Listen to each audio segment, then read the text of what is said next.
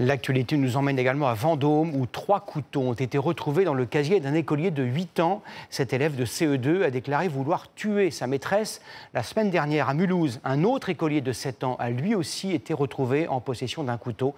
Et puis il y a 15 jours, on s'en souvient, une surveillante a été poignardée à mort par un élève à Nogent. Partout en France, l'inquiétude grandit parmi les parents d'élèves, les enseignants et les élèves eux-mêmes. Comment un élève de CE2 peut-il vouloir s'en prendre à sa maîtresse ? Hier, 3 couteaux à bourron ont été retrouvés ici, dans le casier d'un élève de 8 ans.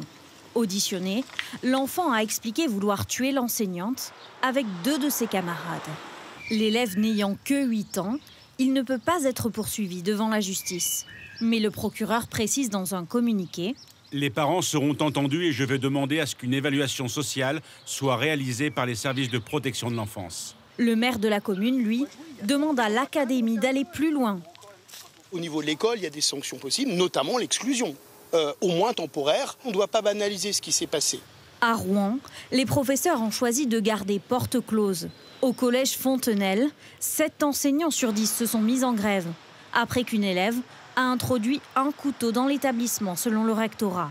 Une collégienne sans histoire, qui n'est pas passée à l'acte, exclue 18 jours. Pas suffisant pour ses professeurs. C'est pas tellement un problème de sécurité, c'est un manque de soutien. On souhaiterait que notre administration soit plus ferme. Alors, quelles sont les solutions ?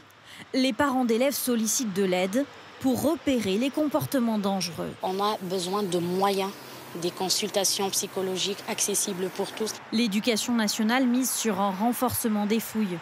Plus de 6 000 depuis le début, il y a 3 mois. 186 couteaux saisis et 32 gardes à vue. Mais il faudrait davantage de forces de l'ordre. Les enseignants et proviseurs, eux, ne sont pas autorisés à fouiller les élèves.